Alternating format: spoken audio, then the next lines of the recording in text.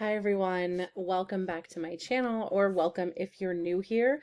This is A Life Well Spent. My name is Kelly, and on this channel, I'm documenting my financial journey. I am a single woman. I'm 41 years of age, and that comes with some complications for finances that are different from other people. I came to money management way later in life than I should have. I think I kind of was always told like good money principles, but never really shown how to actually practice them. Like growing up, I would hear this like, oh, you always need to save money and, you know, good debt versus bad debt. Those kind of things like, well, you'll always have a car loan or you'll always have a this, you'll always have a that. Um, and I understood the concept of like, yes, I need to save for retirement, but I don't know that I really knew how to do that. And so within the last probably 4 or 5 years, I've really started to take control of my money and my finances so that I can put myself in a better position when it comes time for retirement. I wish I'd done this sooner, kicking myself a lot. Um, a lot on this channel. As a part of my documenting my financial journey, I am getting real with everyone. I'm showing you like my actual household budget with my real income, my real spending numbers and things like that, whether good or bad. Some months I have great months. Some months, like last month, not so much. Another thing I do, and that's what this video is today, it's a weekly spending update. And I kind of do that to sort of check in with myself so that I know how much I've been spending in each category. Um, I found that I need to do this to help keep me on track a little bit better. And, even if I kind of miss by a little bit, or even if I miss by a lot, I would miss by way more if I weren't keeping track of it. So I'm fine with it. But so yeah, I've done this weekly. I used to do it with cash, but ever since the pandemic, I've been buying more things, online or using my phone. I don't even know if that went on camera. Um, through apps or, like buying something from Amazon, having it shipped to my house or any store really, and having it shipped to my house so that I don't have to go like physically into stores. And if I do physically go into stores, I want to have the least amount of contact with other people as possible. So a lot of times I'm just doing like self checkout on my phone and that's that. And plus I didn't really want to handle cash. So I was finding that I was spending way too much money, way more than I had budgeted.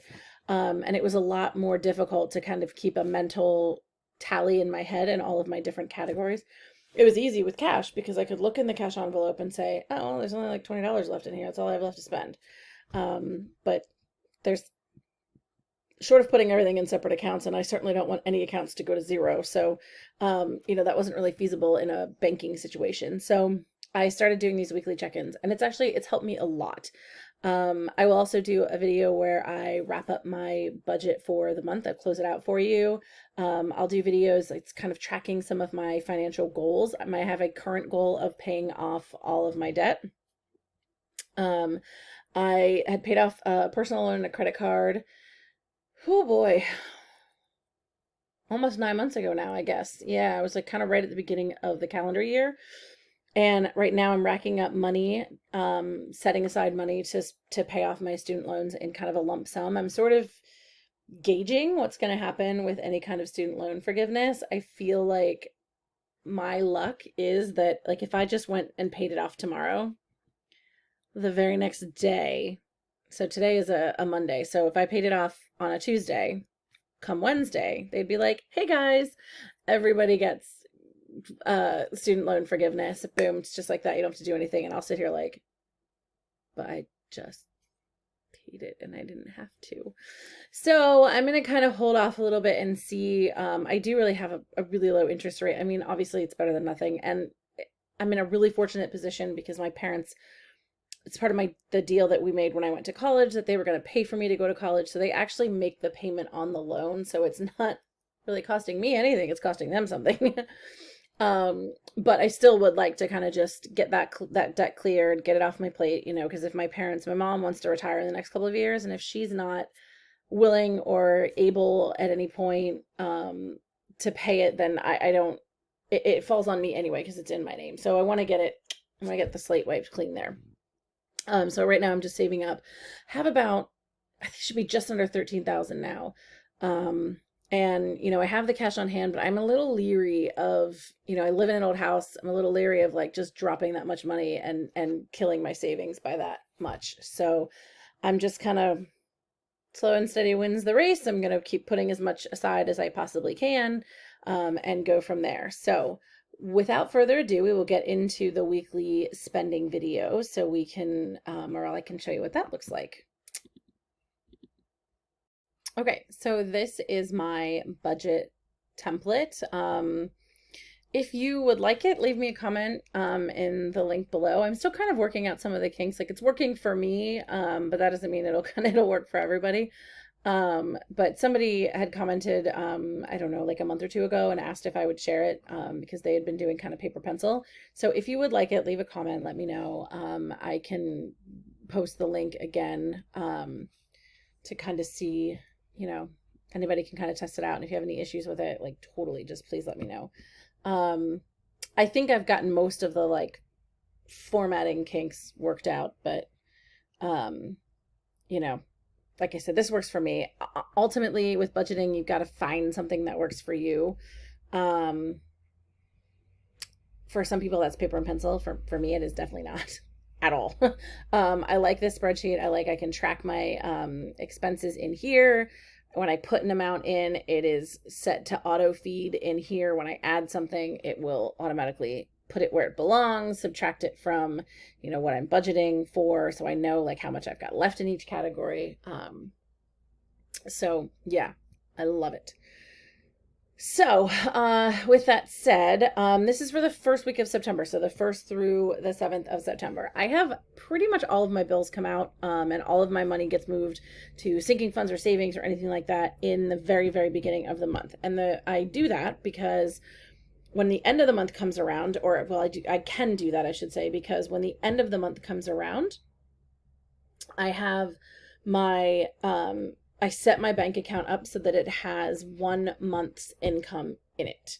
So for a while there, I was making like just under 3,000. So I just kind of moved it up to 3,000 just for easier math's sake. And now I'm at, I got a new position, and with it came a raise. So my monthly is now 3,700, although that's only kind of a temporary monthly. You can watch some of my other videos. I think my September budget video sort of explained how that works, but basically, I started a new contract that they then backdated to the date when everybody's contract in that position started. So I got, they gave me back pay basically, and they're spreading the back pay out over the remaining pays of the contract, I should say, of the year. So it's what I'm making now, but it's not necessarily what I'm going to be making in the future. Like, this isn't the normal amount of income. So with that said, because I do it like that, because I don't know about y'all, but I really can't. It drives me nuts to sit here and go like, okay, wait a minute. Do I need to wait until I get paid before I pay that bill? Or like, should I wait and do it tomorrow? Because I definitely did that kind of stuff when I was younger. And I would find that like, in my head, I would think that I paid it because I like went to pay it and thought, ooh, I better wait till I get paid. And then sometimes like I'd end up not paying something on time because I just didn't think about it. I should have been able to, I should have just paid it when I thought about it. And I didn't do that. And sorry, it's a little warm in here. And the sun sets on this room. So it's even warmer. I'm sweating. But I've been trying to do this in the morning for the last 4 or 5 days. Ugh. In fact, I've even had to, if you look at the tab, it says copy of 9/21 because I had to track my other expenses. I'm almost ready to do the week too. At this point, I just haven't had the video, so copied it over, started working on my regular budget. Yeah, it is what it is. It's been busy. So anyway, so I don't want to ever be in a situation where I'm like, oh my God, I didn't pay this bill because I forgot, because I was waiting to get paid, and yada, yada, yada. And I'm fortunate that I'm in a position financially where I can do that. And I know that a lot of people aren't there. And, if that is you, I encourage you to get enough money to, in your savings there that's like, hey, I'm always going to end the month with a month's income in my checking account. That way the money is always there. I know, like, if I'm not spending more than I'm making in a month, I know that I'm good. So basically I start out with, now it's 3,700, but knowing that everything's going to come out within the first week, and I'm either going to get paid at the end of the first week or end of the second week, that just kind of puts all that money back in, and then I'm fine. My Alexa's going off. So, and because of that too, like, I also, like, I like to just have them all paid and they're done at the end of the month, or at the beginning of the month, the end of the first week, and they're over with, and I don't even have to think about them. And another thing I do, just to kind of, as like an additional check off, I use a planner, and it's an Erin Condren planner, which I started using hers a couple of years ago. Someone recommended them to me, and I love it. I love it. It plans out any way that I need it to. And so I have, what I do, well, I guess I can show you like a past month here. Oops.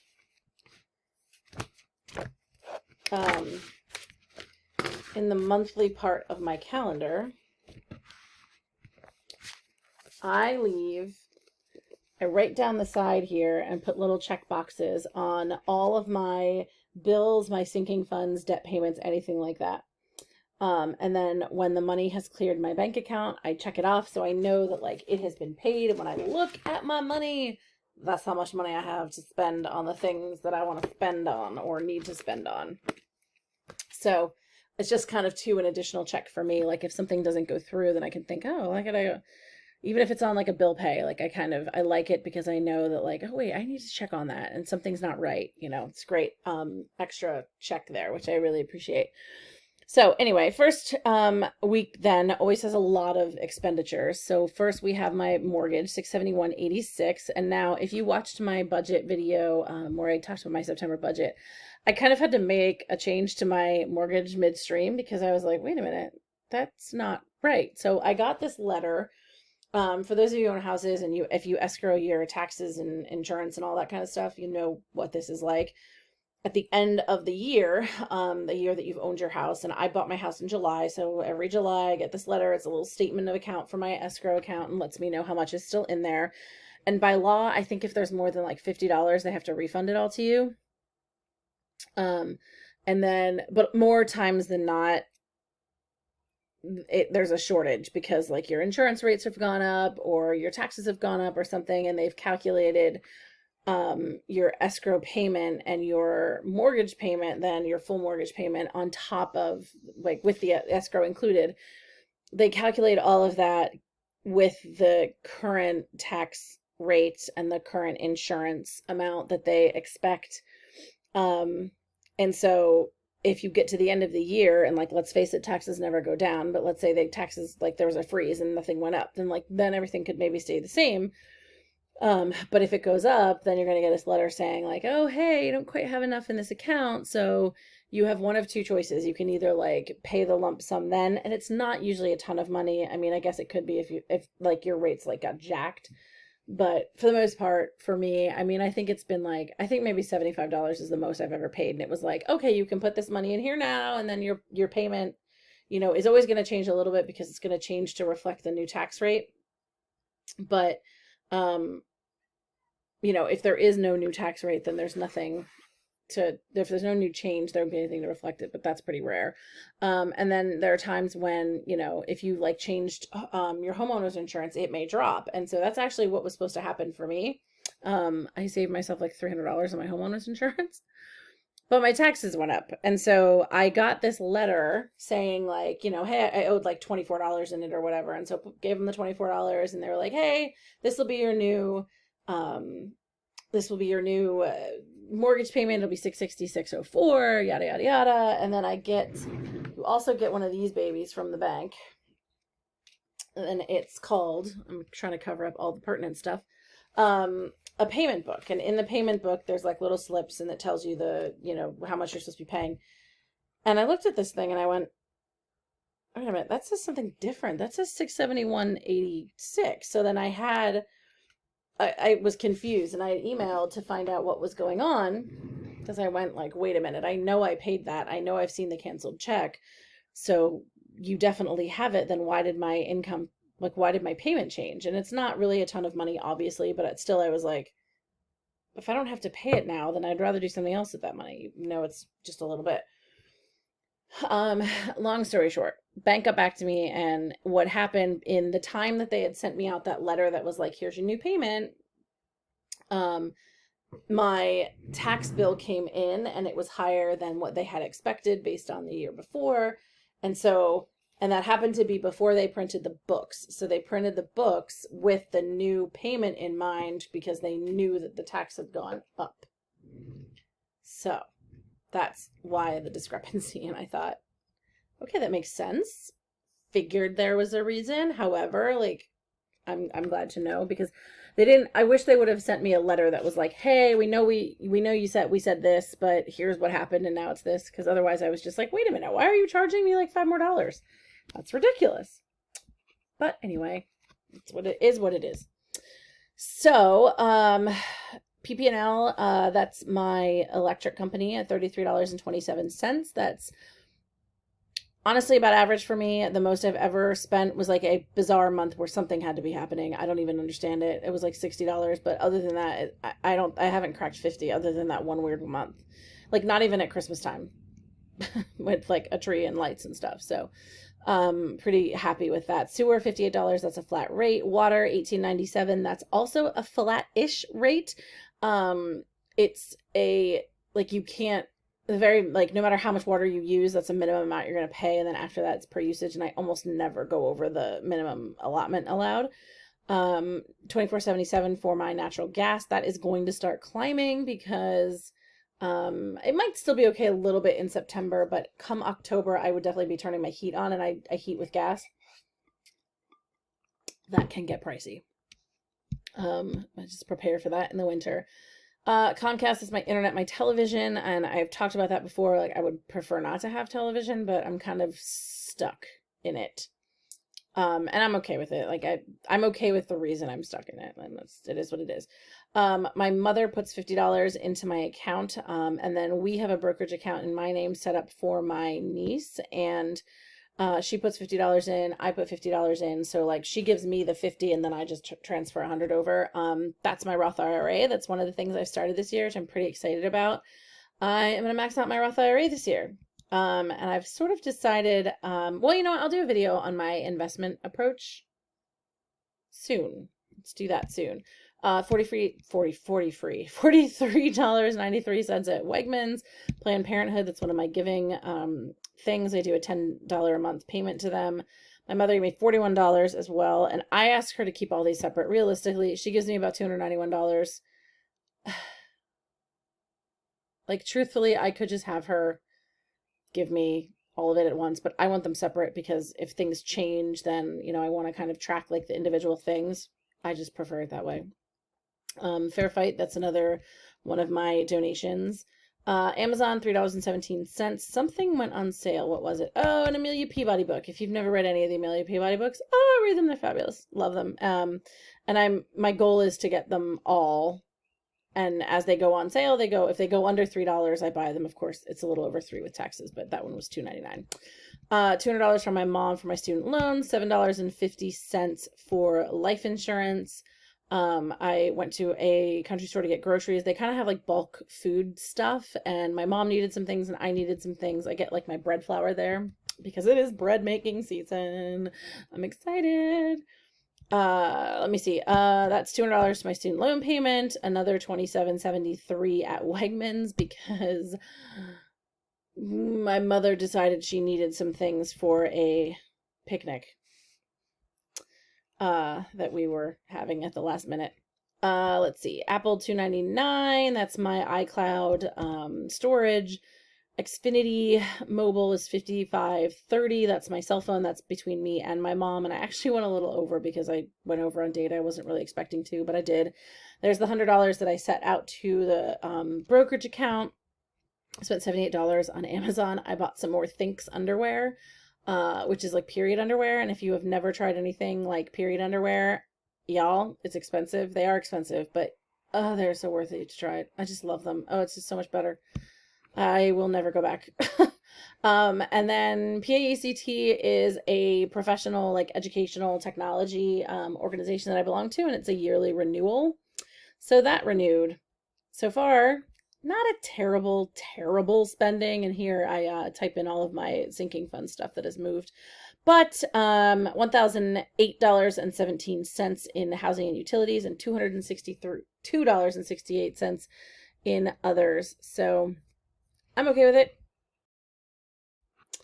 And with that, a total of $1,1270.85 for the week, which I'm kind of okay with. Definitely. When I bought my house, I made it a point with my realtor that whatever houses I was looking at, whatever I was going to offer, I wanted to be able to cover all of my housing and my like absolute like basic necessities on a single paycheck. I wanted to be able to have the other paycheck then to like to save, to pay off debt, to spend on like something really cool I want to spend money on, whatever. But I was pretty adamant that like, nope, I want to be able to cover like my mortgage, my utilities, you know, all these kinds of things, food, gas in my car, all of that on one paycheck. And I can do it. It does require me to be a little bit like cautious about grocery spending. I can't go hog wild. But other than that, I mean, I manage it. It works. And so I'm kind of happy for that. Although it's even better now that my paychecks are higher than when I actually bought my house. But with that in mind, like next week there won't really be any housing or utility costs whatsoever. It'll just be everything in kind of like my other spending category. And that video will actually be coming out in a couple of days because it is already September 13th. I think I said this earlier. This is actually I had to make a copy of where it was at, and then so I had this kind of set aside so I could make this video and then could then continue to update my budget. So it is the 13th today when I'm recording this, which means on Wednesday I will wrap up my spending because by tomorrow it will all be done. I don't actually think I'm going to spend any money tomorrow because I think I have to come home and cut my grass, and probably going to do that and then just kind of chill, cook dinner, and go to bed. So I don't anticipate any expenditures, but when I don't anticipate expenditures, that's when I end up buying something. So anyway, that's it. That's my budget. Let me know if you have any questions. Leave a comment down below. I hope this makes sense to you, but you know, let me know in the comments if you track your finances every week. You track your spending every week. And if you do, how do you do that? Do you just write it down? Do you look at receipts? Do you, put everything into like the old school check register? Do you just look at your bank statement and see what's there? How exactly do you see, whether or not you're meeting your targets for your budget? Okay. Let me know in the comments below. Thanks so much, guys. Bye.